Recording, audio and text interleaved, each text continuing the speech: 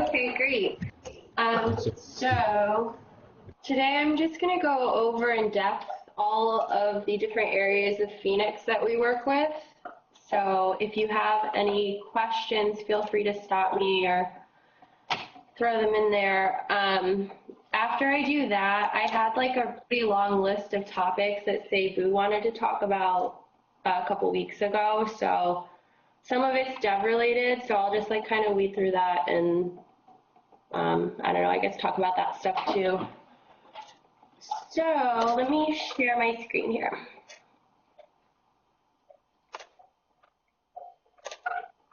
All right, do you see my Phoenix screen?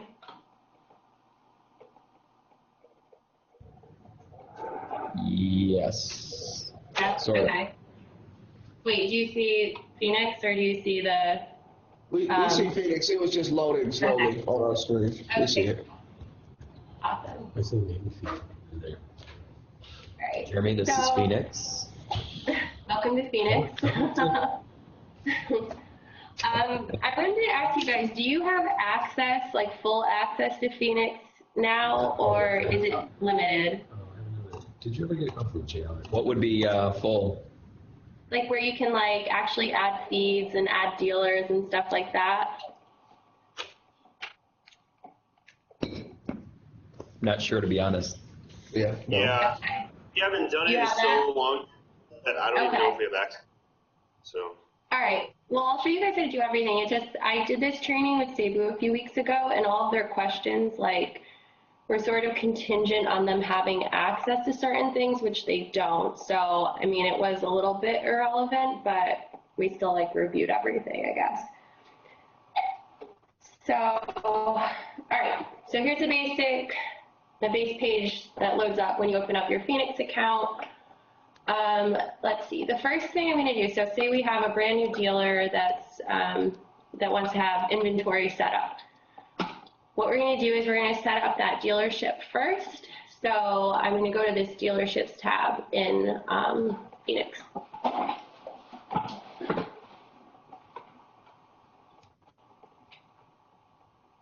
Okay, so if it's a brand new dealer, what we're going to do is we're going to add dealership. If it's something where we're getting a request like, oh, so-and-so switching to HomeNet, we don't have to do this step because the dealership itself is already set up.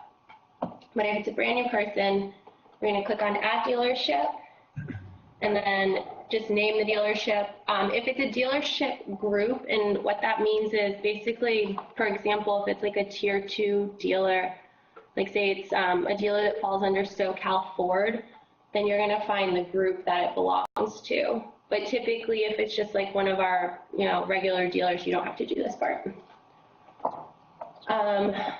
So yeah, once you add that in, the next important part to add is the latitude and longitude. I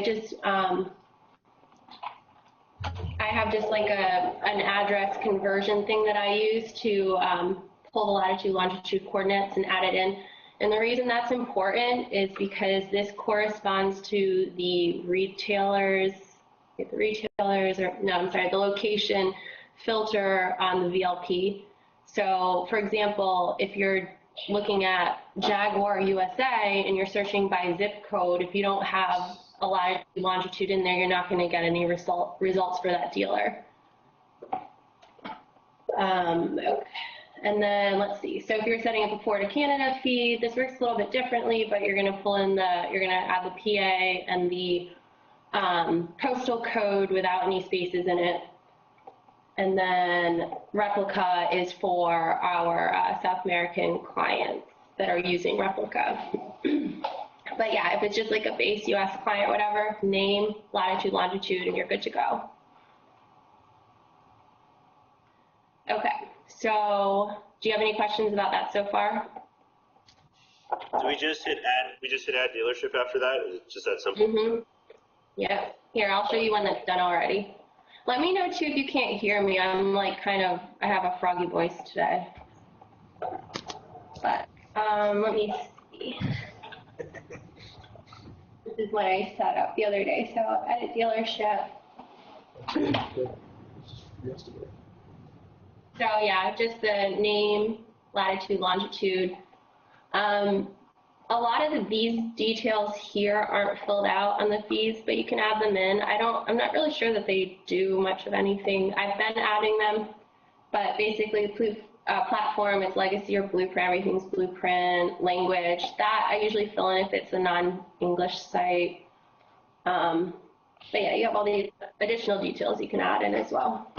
Hey, Andrea, for this particular example, the name here, you have JLR underscore Jaguar Treasure Coast. Does that apply just to JLR, or is that something we need to do for? Okay. No, that's just for JLR. That's just how it's set up for them. Yeah, if we go back, sorry, we go back to the list, you can see it's typically just the dealer's name. Let's see. So the next thing, so say you got this dealer, you just added your dealer in Phoenix, and now you want to add their feed from the FTP. First thing you want to do is verify that it's on the FTP. You guys all have access to that, right?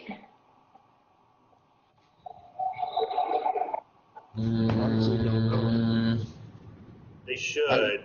If we do, we don't use it much. I don't use it enough to even know.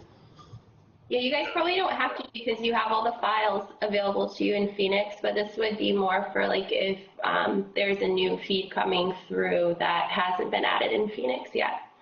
So I actually don't have access to the FTP on my drives anymore, so I use like a secure FTP thing to pull all my files. So basically you just go to that and verify that the file is on that, or the file that you're looking. Yeah, I stopped having access to that. I used to, but I thought. You got an email. You know what? I remember getting an email about that a year and a half ago with some credentials, but we have never had to use them. oh really? Okay. Yeah. Okay. Yeah, I have So- Peter. Peter, yeah. I Peter have my, Wall. I have my yeah. credentials. Yeah. Oh yeah. Oh. Was that P? Oh yeah. Okay, so that's probably I don't know. If you have it, like I said, I actually can't log into it from home anymore, so I don't use it. But it's you do it like right through your drive, and then it'll prompt you. I think the username is like DevVenture, and then there's a password. But anyway, that's where you would find the files that are coming in that aren't in Phoenix yet. So when we are adding a feed provider, you That's just just want to in there. look. Andrea, Yeah, that's just in there. yeah. And also, so say it's a brand new feed provider we don't have yet, we really want to see what all of the export columns are so we can map them appropriately. If it's just a HomeNet file, then we can clone a HomeNet template that's already set up. So here, I'll use this as an example because I set up AIM feeds for Ford of Canada all the time. So Please stop. I said, please stop. they're actually really nice, easy to work with. I know they bother you guys a lot. But so let's say you get a new AIM request to set up a feed. So I'll still pull that. I want to make sure it's on the FTP, make sure we have like the file name, first of all, so you can add that. And also just to make sure that when we set this up, we're going to have data that's available to process. If it's not on the FTP, it's not going to work. So for example, if I have a new AIM file, I can just clone any of these templates here that say AIM on them already. So if it's something that's like super old or it's not like in use anymore, like a really old feed, just be careful, look through, you know, I mean, I look through the mapping anyway, just in case there's something random that's changed that I'm not aware of. But if it's like an inactive file or something, you just want to make sure, you know, everything's still matching up the way it's supposed to. So if I'm going to say, I'll take this Bearden Ford one and copy template. So Andrea, basically, once you verify it's there, is this what, the third step, basically? You would just... Yeah. Oh. Yeah, you add the feed into Phoenix. Okay. So when you copy it, basically it's just going to copy the mapping and the redefines and also the delimiters. I think at this point, most supervisors are existing in Phoenix. Yeah, most of them are. I've set up a few new ones recently for Ford of Canada, but honestly, we don't really get that many in. Yeah, that makes sense. Yeah.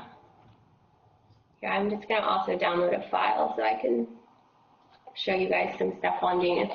But so when you name it, what like we typically do is we do the name of the feed provider. So for this, it would be AIM dash whatever the dealership name is. So test dealer. The next thing you would fill in is the file name, and this is going to correspond to the name of the file that's on the FTP. So AIM is usually, like, this can be whatever they're sending us, whatever the name of it is, but AIM is usually SO AIM dash dealership name dot CSV.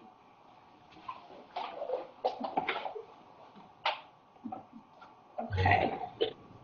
All right, I'm just going to download a file if this opens.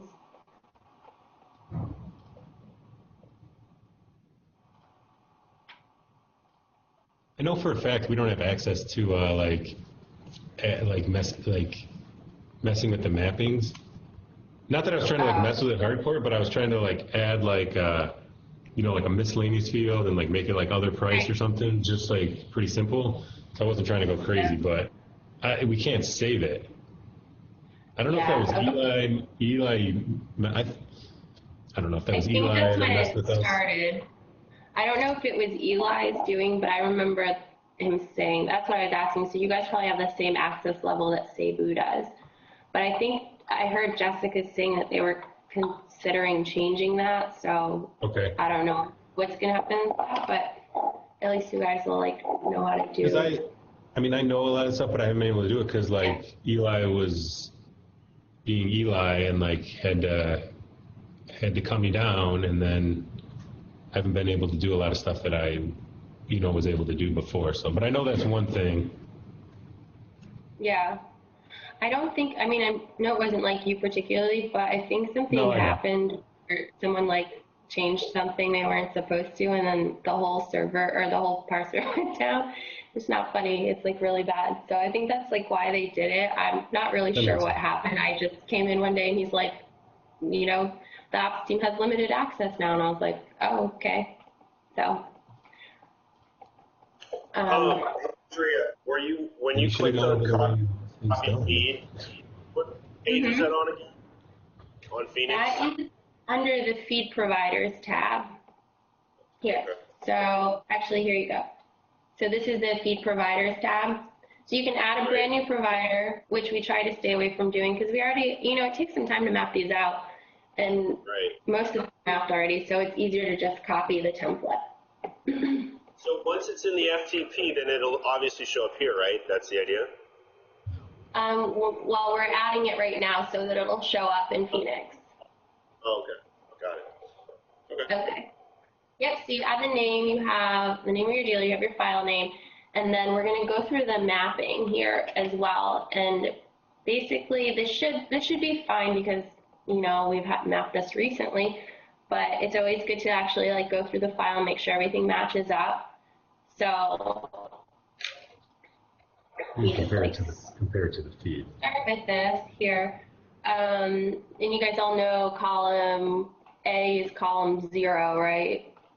Mm-hmm. It's considered column 0. Okay. So yeah, basically my next thing I would do is go through and make sure that the mappings that are added here match what we have in this file. So we have our export ID in column 0. There's some data you don't need to map, like this is like the dealership name and address. You don't need to do all this stuff. The next thing was column 8, we have year. So yeah, I just like kind of count off the columns and go through everything as we're going. You might find there's like duplicates, like maybe a couple, like for example, this type here that would have been an okay body style column, but there's another body style column somewhere else that works better or something like that. So just kind of like pick and choose, I guess, because there will be some duplicates sometimes of data. So after that's all done, we have our redefine section here. This, I would just say don't touch this because the slightest, like coding error in this can cause a big error in Phoenix. So I'm technically not even supposed to really change anything in here. It's supposed to go to XXDev. But yeah, there's just some things to look for maybe. Would be if your certified data is not processing. There's a column here that lets you know how we're parsing certified data. So here it's saying we're using a yes. This right here, no, is basically saying we're using a yes/no value to determine if something's certified or not. So if we go back to our feed and we see, sorry, our certification column is in 33.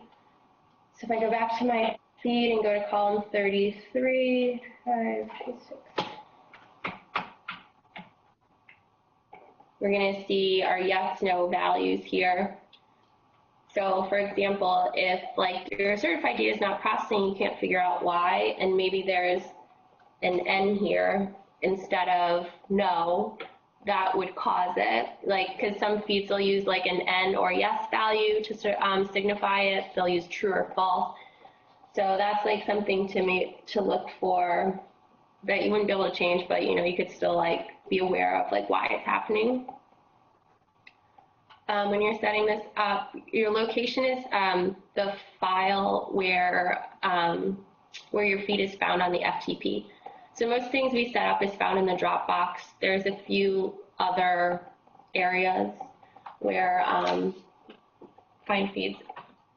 Here, let me just pull this up real quick. So basically it's just signifying, this is what you'll see on your version of your FTP. You'll see all these different folders and stuff. So it's just signifying what folder your file is found in.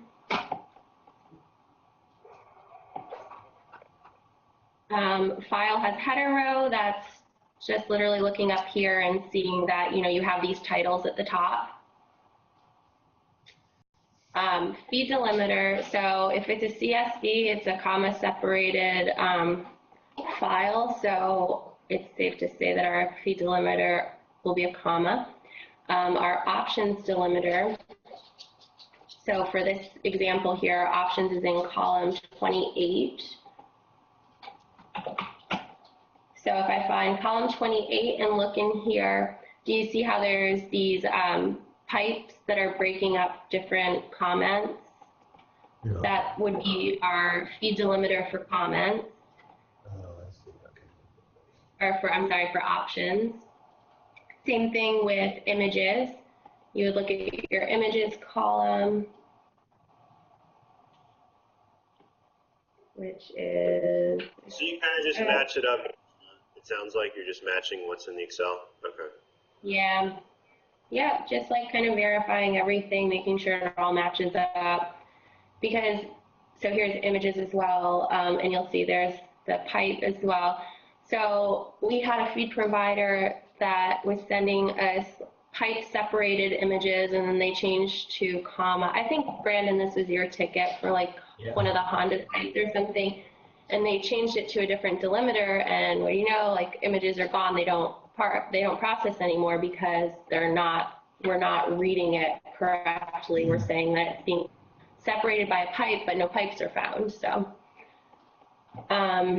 process image this is a fun one. Okay, so Port Canada sites have processed image set to no, and basically what that means is like your image is just whatever they're sending you in the file, it's being passed directly to the website.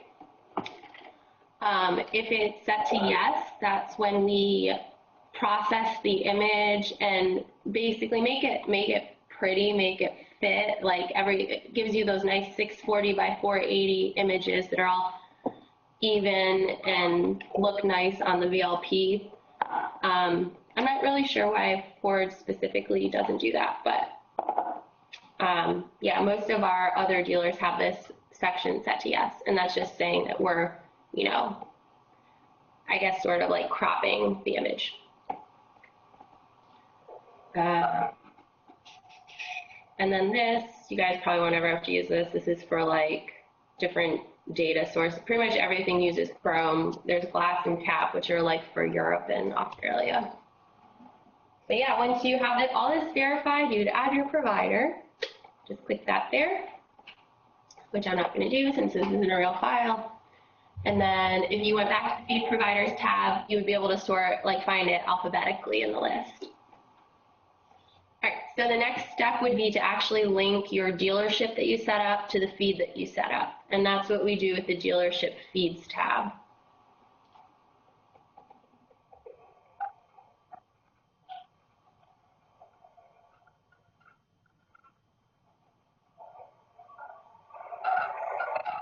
Okay, so once we have a dealership, we have a feed, we're going to add feed. Okay, and for the name, I typically just do like the dealership's name plus the type, like the condition of inventory it is. It looks a little different if you're setting up like a Ford of Canada feed or something.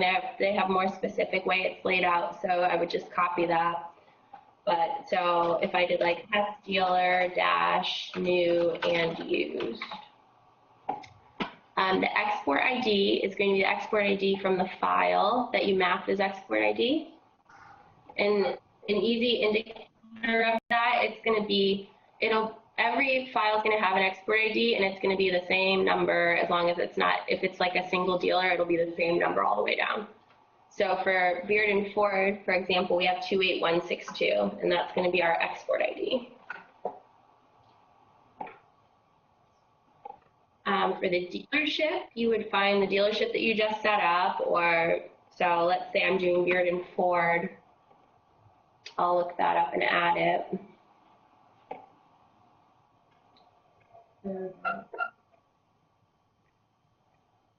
Okay, and then for my feed provider, again, I'm going to go to AIM and I'm going to add the Beard and Ford file. So if I actually hit add here, it wouldn't let me do it because I already have Beard and Ford linked to this export ID. But this is basically how you take your dealership that you set up, your feed provider that you set up, and you actually like link them together and assign them IDs so that you can put them in Blueprint and make them work. You guys have any questions about that? No. No.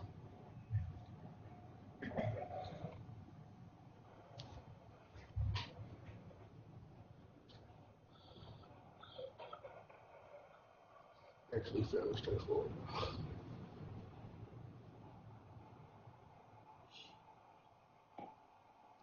I used to think of it as you like do the dealership and then you do like the feed provider and then like the one between them ties them together. It is easier to think about it. Right, and then once you hit save on that, Phoenix is going to auto-populate your dealership feed ID, which goes in numerical order. So this is like the 6,710th feed ID that's been set up, and then your export ID, which you added. If anyone ever asks you to find your feed provider ID, someone asked me to find that once, and I had no idea what they were talking about, and they made me feel really stupid. So if anyone ever asks you that, just hover over your feed provider, and you'll see, do you see in the bottom left corner of my screen, it says 5392? Mm-hmm. Oh yeah, That's provider ID. So you have your dealership feed ID, your export ID, your feed provider ID when you hover. If you hover on the dealership name, 3321 is your dealership ID. So I don't think people really ask for that anymore. We needed to use it when we were sending stuff to admin for a while. yeah, wasn't that when you were on our team and someone used to always ask us for that whenever? I think it was Peter again. Oh, probably, yeah. Yeah, and I asked him what it was. It made me feel really stupid about it. So I had to ask someone else who's very... He just was trying to get out of doing it. Maybe. All right, yeah, so, and then your two important numbers are for example, this 167, 10, 28, 162 are your numbers you're going to use in in Blueprint. So, yeah, that is your basics for Phoenix 101. Cool. That is hasn't changed, bro. Yeah, nothing's different. Oh, the only thing that's different that, It has, no, it has so not. if you guys end up having more access to this, we have a really cool feature. So you know how you send things to us where images are cached on the VLP, and it's basically when the feed itself has like the right image and the site has the wrong image on it still. So what I was told a long time ago, the result of that is it comes from the dealer uploading different images but using the same image URLs. So that's why it's like literally just cached on the VLP. It's not updating. So when we get those cases, what I do is I delete the images manually and then force the file to run again, and then it reprocesses the images fresh. So when I do that, I go to this images tab here. And then I have a section called the image dumper. So for this, you find your dealership. So if I may as well just stick with Beard and Ford here. Yeah, but it's way better now though. You don't have to wait for the feed to run again. You can make it run within like 30 seconds. Well, remember we used to be able to do that, and then whoever was dev at the time was telling us it was backing up the parser. So I mean, that's why obviously you're saying it's better now, but I think that's why we stopped doing it ourselves. Oh, okay. Yeah, I feel like I remember that. Maybe Brittany had said that or something. Yeah, Brittany. But they added a new button on the feed providers tab, which says force run. So you can force run an individual file. And as long as it's not like during a normal run cycle, like literally if I run this AIM file, it'll take like 30 seconds to reprocess and your images are back up. Where before it had all these things queued up and then it would run like during the normal feed run time, which could be like hours later. Yeah, So I think for that's this, something that really easy that we could do where, like, I think That this we is could something do, that's helpful yeah, that we can do that can cut down on Yeah. ticketing dev, and since it's, then that's something that obviously the dealerships are like really anxious about getting it done right away. Right. So maybe we can start doing that where it'll just, like you said, if it's fast, then we can just do it and it'll take care of it, and then dealerships, they don't have to wait or whatever. Because yeah, like you said, it seems like it's better than it was. Yeah, it's a lot better for sure. There's like a couple instances where it's not good to force run the feed. Like we have, I was just setting up dealers on the Jeep, Tier 2 Jeep site, and it has like, I don't even remember, I think it was over 100,000 vehicles in the file. So I was specifically asked to not ever force run that. Oh, right, okay, that makes sense. That would be Everything else is good. Like if you like ran the JLR file, that would take like probably 30 minutes. Just because there's so many I can't even vehicles. get that one to open half the time. I know, it takes me like 20 minutes to download it too. Okay, so when you're in the image dumper, if you select your dealer, I mean, it takes a few minutes, but it's not that long. No, not for me. That's why I said lucky you got one. You can download it. Okay, well that's good to know because I think that can help us actually. Most of that stuff is deleted 5 and you're not meeting the rules. That's what's Right. going. Because it's not like regular feed. or is it here? You can choose to delete, say there's issues with multiple images on and you just delete, you can honestly delete everything and force run it for that one dealership. If it's all pre-owned, when I say all, it could be like, half a dozen to all that are having an issue, because you don't want to like sit here and individually do a bunch of stocks when you can like literally have it fixed in like, a minute. So if they have an issue with their pre-owned, and if there's a specific stock, you can go in and select it. You click on delete. There are no images to delete. Okay. But if there were, it would tell you, it would cue you with how many images are there, and it would ask you if you want to proceed to delete them. And then you just hit yes. This will take like maybe 30 seconds to a minute to refresh to actually delete all those images. And then once that's done, you would go back to the feed provider tab and find that feed specifically where those images are coming from and force run it.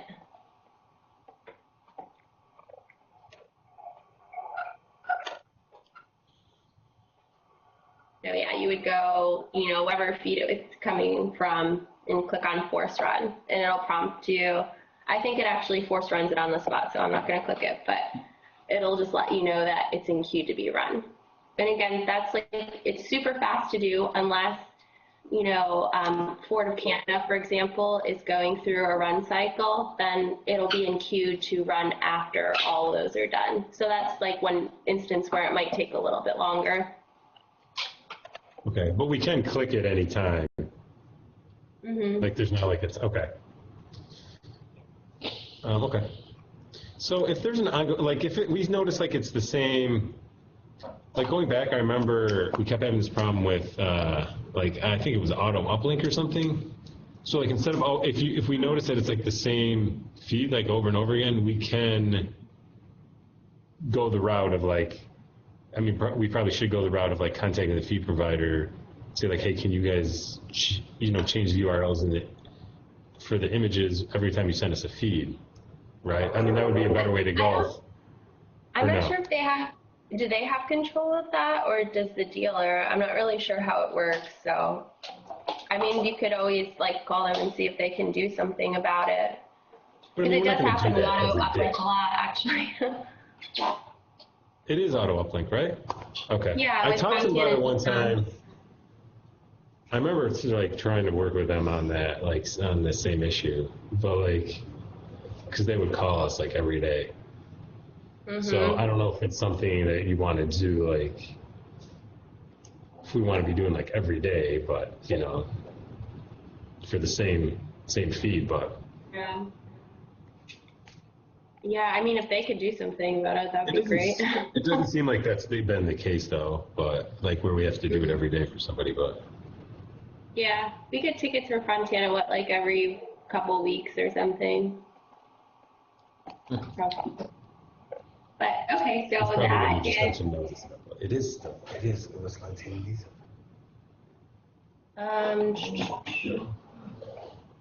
Do you guys know how to add custom fields and map them as custom fields for VLP filters? No. So like say the dealer wants something that isn't, how there's like the different filter options you have on the VLP, but say the dealer wants something different that's not an option for you to use, but it's in the feed. For the bullet points, right? The bullet, like this, like the talking about a VLP filter? Like the stock, where like the stock numbers and the color and stuff, right? That's a nice looking page. Did you do that? Jeremy did that by hand. Well, the last one, I just made it for hometown. This button's look Still great. wrong. It's still wrong. I don't know. Why are they changing it every freaking week? Oh, God, sorry. What is this? All right. Yeah, we're looking I at different- I ticketed for that. Don't even go to that site. It's a different website. I can't look at hometown Toyota right now. Yeah, don't look at it. See, I'll take JLR. You can have it, man. They're crazy, first of all, and it's not right, so. I just did something for SDA. Some guy, Alfred, is working on it.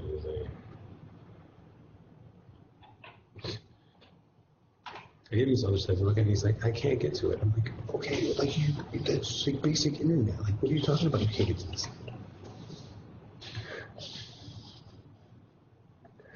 You talking about Todd? The same dude that told me he doesn't know how to call home net. I'll never forget that one. He's not. All right, so here's an example of using a custom field as a filter. CDJR, they requested to have, let's see, they took one of them off already. So they requested to have gas or, whatever, fuel type added. And that's not an option from the filter, so I had to custom map that. Oh, the So- filters there. Okay. Yeah, those type of filters. I So I'm gonna open this up. Novus.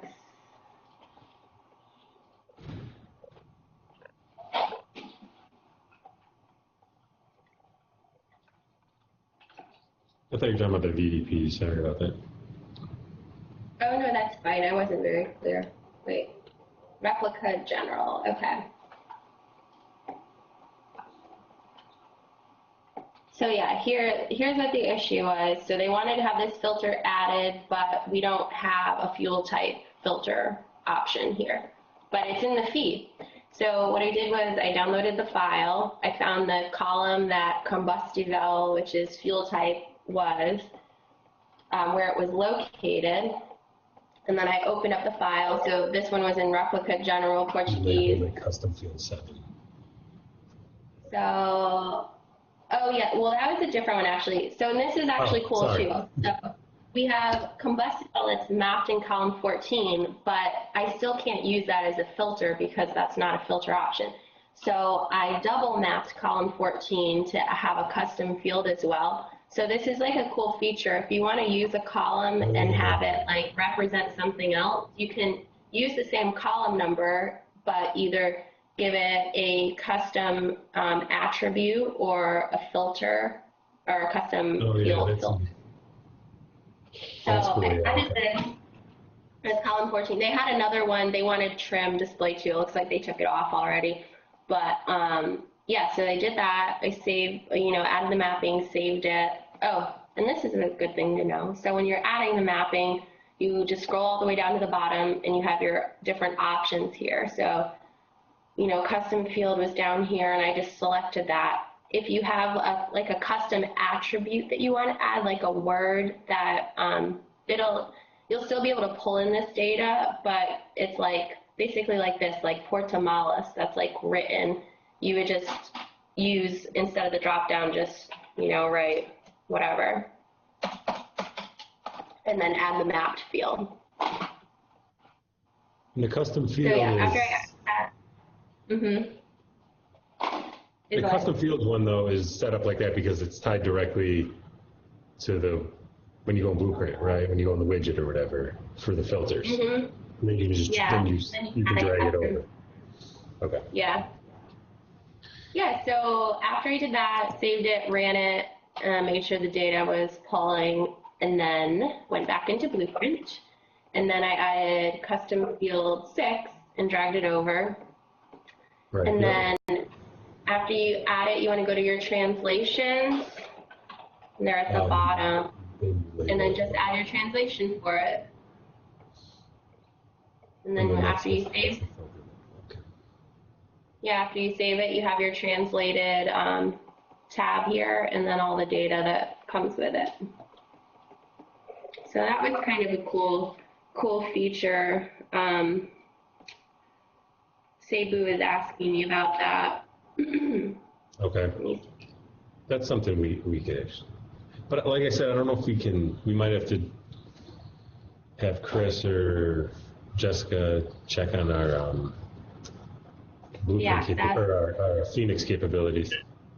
I'm going to Okay. follow up with Jessica to see if she wants us to use a universal login, kind of like how it was in the past, or if she wants us to have our own unique one. So I'll get with her on that. Let's see. I feel So like another question. You check up Phoenix as easily. Cebu also had a question regarding sorting issues, sorting by price issues. So that would be like when you're using this and you start, so I don't know, I think this is highest price, I don't know what it said. But, oh, there's no price on here. Okay, let me try to find it better. Site sort. Seems like if you change it, you get like cashed on it or something. You get what? Did you ever notice that? Right after I publish, I get cashed. I feel like when you So, change the sort by, you get like cashed on it or something. Like you can't get it to go back to like what the default is. You get like. So do you see this right here? This is actually accurate because, so if I go to the discovery form, we're probably sorting by MSRP.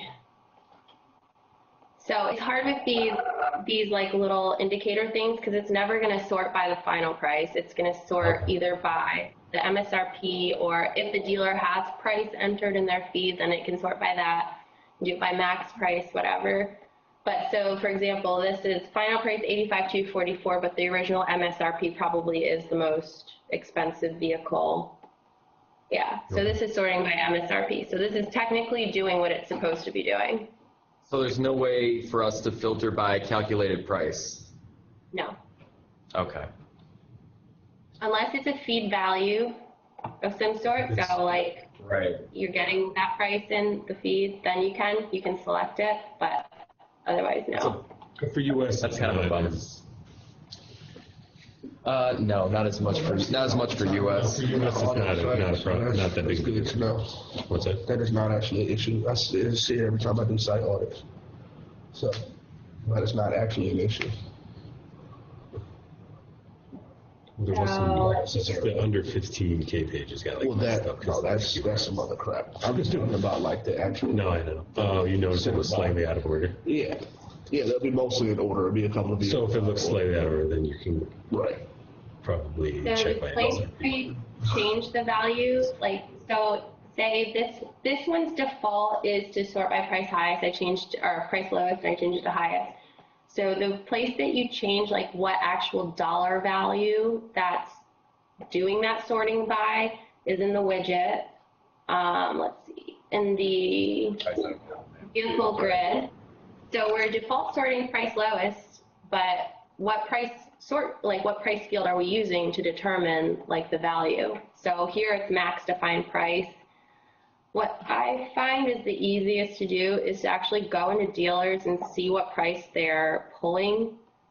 So like MSRP price, whatever, and that's typically what I'll set up and add it as, because if that's my display price, then that's what I want it to sort by.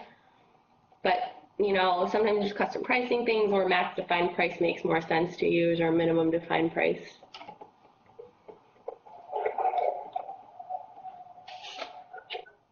Let's see. Have you guys come across the merged NGP feeds? What's the Ford feed that's merged with like, you know, just some random feed? Yuri, was that what you were talking about earlier? I think. No, that's not.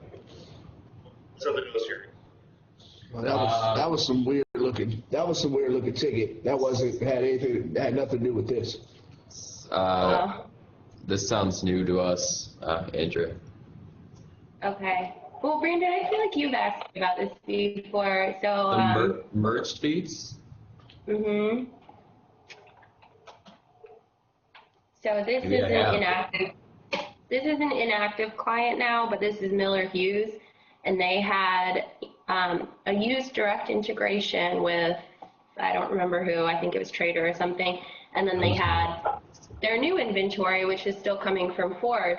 But then after some time, they decided to merge their integration with their new inventory. So.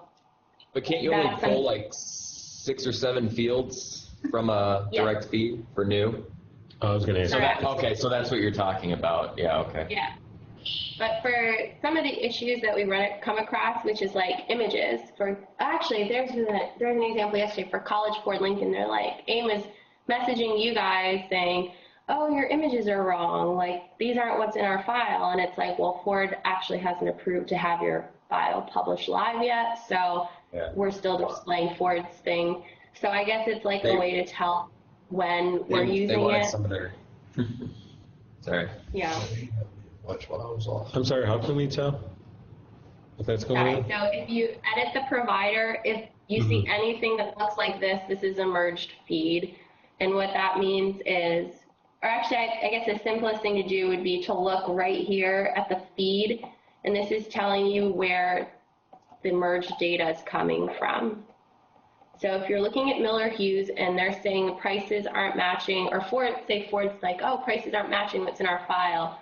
Well, that would make sense because our prices are actually coming from this trader file here, and they're not coming from Ford. So you're saying that would be an example for like new inventory where in Blueprint it looks like it's set up so like the Ford Direct or I wish we could tell only in one Blueprint feed. that was Yeah. happening, but That's what makes it confusing. That's I what makes it know. hard. Okay. so we're pulling for this feed. We're pulling MSRP, dealer price, comments, images, and stock number. Yep.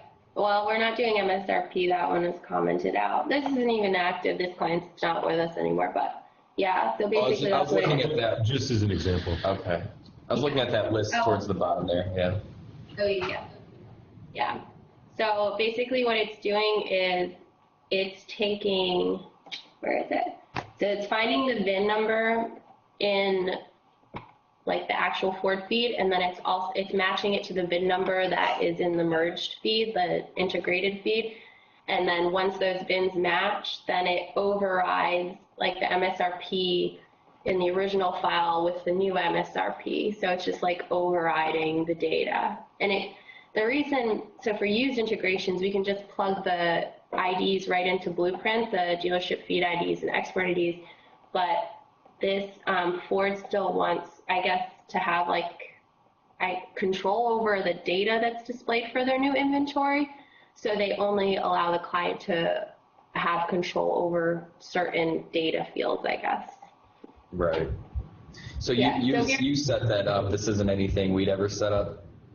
No, but if you can't, like, if something's like, oh, well, I can't figure out why this price is, like, wrong, it's like, they're saying it's wrong on the site, but it's right in the Ford file, like, if you ever see something like this, then it's, like, not coming from the Ford file, it's coming from somewhere else, probably. I guess that's all I'm trying to say. Usually we see it as like in Blueprint, the used and the CPO feed will be like AIM or something, but then the new looks like it's still set up to Ford Direct. So then if we notice it's, like you said, we're looking at the Ford Direct feed, but something seems off, so then most likely it's just one of those fields that's set up probably to like AIM feed, but it still looks like, so we can't, so that's how you tell that those like 6 fields are set up to the AIM feed. Okay. So Andrea, would you say it's more common if they do have used and CPO pulling from Direct that some new fields would also pull as well? It's not that I would say it's like 50-50. Only a handful of them have new done as well. Most of them are just doing used. Well, most of the time we look at Blueprint, it's going to be right. Yeah, so I guess if we see Direct for use, it'd be worth checking new then. Yeah. Yeah, but again, it's only if it's an issue with like images or prices, because all the other data is still coming from Ford. Right. Do we know exactly what dealerships are set up with like with merged? It's just a service that we offer. Well, I don't know how the new. We didn't keep like a track of who has it. They want to have more control over their images and prices and stuff like that, as opposed to just like displaying what Ford has them display otherwise. Okay. AIM wants their sweet photoshopped images on all of the. You love that. That's your favorite thing. I do laugh a lot at that. Yeah, that's incredible. Do you guys have any other questions about Phoenix or, I don't know, inventory or VLP issues or anything like that?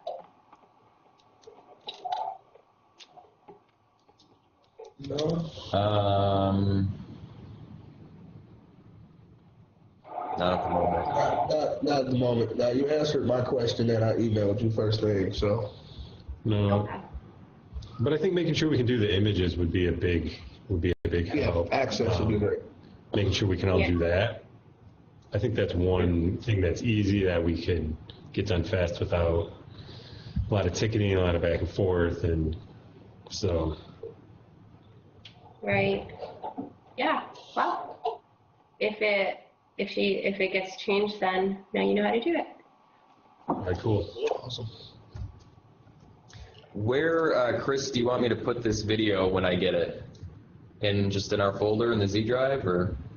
Yeah, you just put it in the Z drive. That's fine. And then we can always reference it.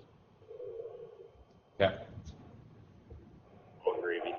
All right, if you guys don't have any questions, I'm good too. And Cool. Thanks, Andrew. Thanks. Bye. thanks, guys. Thanks. That's all good.